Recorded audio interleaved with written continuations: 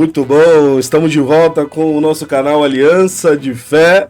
Essa é minha maravilhosa esposa Yara. E esse aqui é o homem que Deus deu para mim. Ô, glória! Hoje nós vamos trazer um tema que envolve o casamento, o relacionamento do casal, que geralmente causa muitos problemas na vida conjugal, né? Quem nunca fez essa pergunta? Será que me casei com a pessoa certa, né?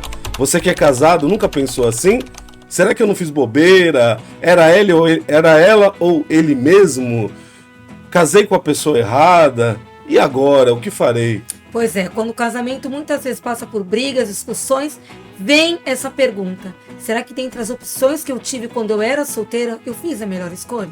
O que Deus quer nos ensinar com tudo isso? Vamos aprender e desenvolver esse assunto tão complexo, de acordo com a palavra de Deus, aqui no nosso canal Aliança de Fé. Solta a vinheta!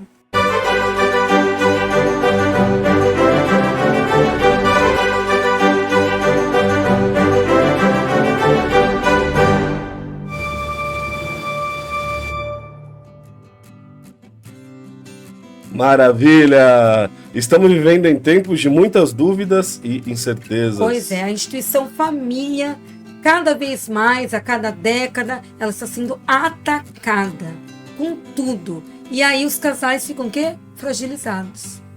O que a Bíblia nos ensina sobre essa dúvida que paira as nossas cabeças quando a gente briga, quando a gente tem um problema no casamento, né? Será que foi ele mesmo que eu deveria casar? Será que eu não errei? O que a Bíblia diz sobre isso? E aí vem a pergunta. Sim. Existe alma gêmea? Será que existe alma gêmea? Parece até uma mística envolvendo isso, né? Esse é o nosso primeiro tópico que nós vamos abordar, né? Apesar de ser bonito você falar, Deus te escolheu para mim, você é a minha alma gêmea, Deus te separou no princípio dos séculos para me casar com você. A realidade é que Deus sabia com quem eu iria me casar, Deus sabia com quem você ia se casar, mas quem escolheu a pessoa foi você, não foi Deus. Deus, ele nos dá a liberdade de nós fazermos escolhas. E ele colocou esse sentimento no nosso coração, que é se apaixonar, que é amar, que é se vincular à pessoa através desse sentimento, justamente para que nós possamos ter uma afinidade maior com a pessoa e viver com ela a vida toda, tendo esse sentimento. Não como se Deus tivesse escolhido a gente, tem que ser aquele e acabou, né?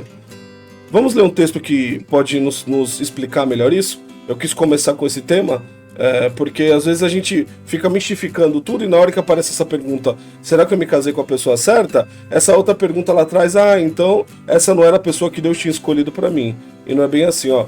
Gênesis 2, 24 e 25. Por essa razão, o homem deixará pai e mãe e se unirá à sua mulher, e os dois se tornarão uma só carne. Aí não está falando que Deus vai escolher a mulher para o homem e o homem vai naquela mulher que Deus escolheu para ele. O texto está falando que nós vamos nos desgarrar um dia da nossa família que nos criou e nós vamos constituir uma nova família. E essa nova família somos nós que vamos escolher. Até um tempo atrás, algumas centenas de anos aí, os casamentos eram comprados, eram arranjados. Mas mesmo assim não era Deus que escolhia, era o pai e a mãe que faziam acordo com outra família. Agora, não existe esse negócio de ele apareceu para mim porque Deus te colocou no meu caminho, Deus te escolheu. Porque se o casamento não der certo, de quem vai ser a culpa? De Deus? Esse é o problema. Aí, não, é porque eu entendi errado. E aí casou, aí casa a segunda vez. Não, entendi errado de novo. Aí casa a terceira vez. Daqui a pouco você tá no quarto, quinto casamento, tá parecendo Fábio Júnior, né?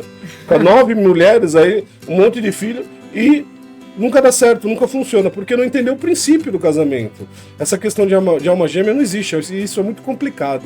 Até porque gêmea são pessoas iguais.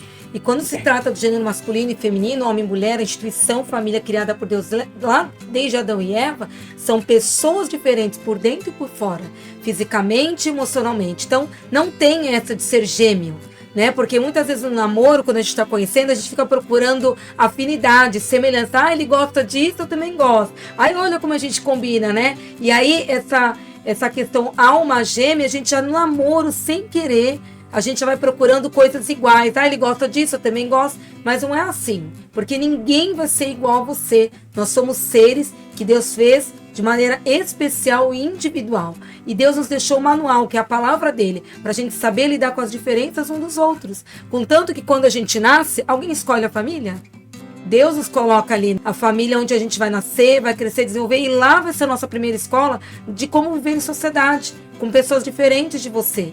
Então a primeira escola, que é a família, ela já nos ensina que nós somos seres diferentes, temos costumes diferentes e a gente vai aprender a lidar com as diferenças com os outros. Isso já é um treino para quando a gente tiver a nossa família. Então o teu cônjuge, ele nunca vai ser igual a você. Existe alma gêmea então? Claro que não. Você escolheu, e a partir do momento que você escolheu, Deus abençoou a sua escolha, e o casamento agora está nas mãos de Deus. Isso é a primeira coisa, uma coisa importante que nós precisamos entender. Segundo ponto, dentro do nosso tema, que é: será que eu escolhi a pessoa certa? Será que ele é a pessoa certa para mim? Segunda coisa, Deus não permite o divórcio. E ponto, amados.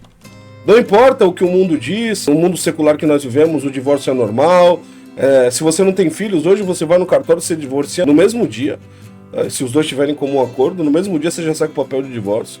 Então, assim, tá tudo fácil, tá tudo normal, mas para Deus não.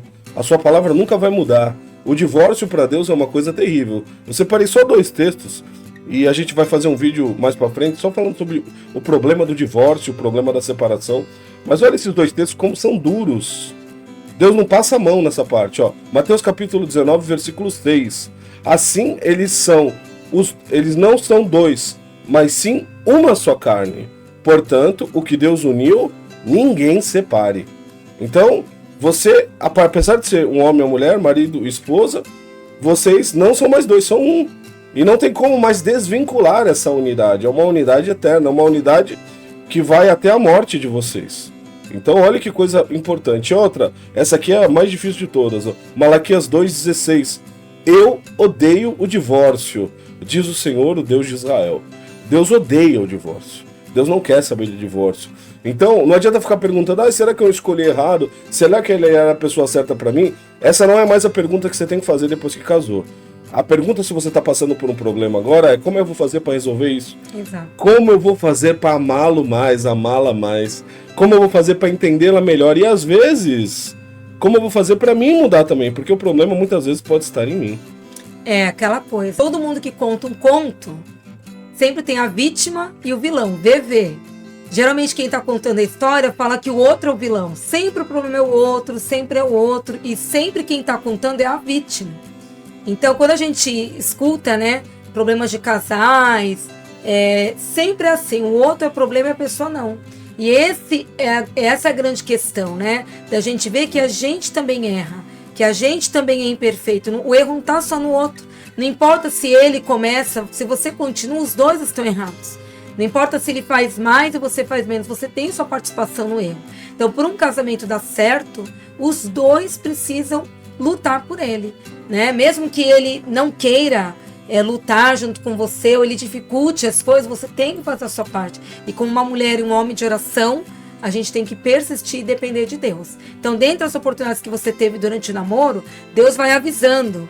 Deus vai usando pessoas, seu pastor, amigos, pessoas que te amam, pessoas que sabem quem é você, sabem o que você está passando. Na época do namoro, quantos sinais você teve para escolher essa pessoa, dentre as opções? E aí, de repente, a gente ignora esses conselhos e vai pelo nosso coração. Ai, meu coração. Lembra que a Bíblia fala que nosso coração é enganoso. Esse negócio: eu vou onde vai meu coração, né?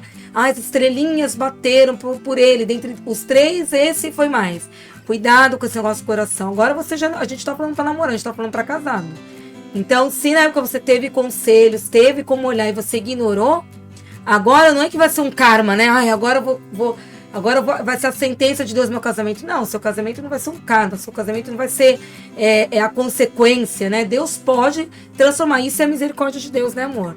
Mesmo quando a gente erra, ignora os conselhos na época do namoro, agora o que fazer daqui para frente? Para que seu casamento seja renovado, seja transformado, que Deus haja com a sua misericórdia.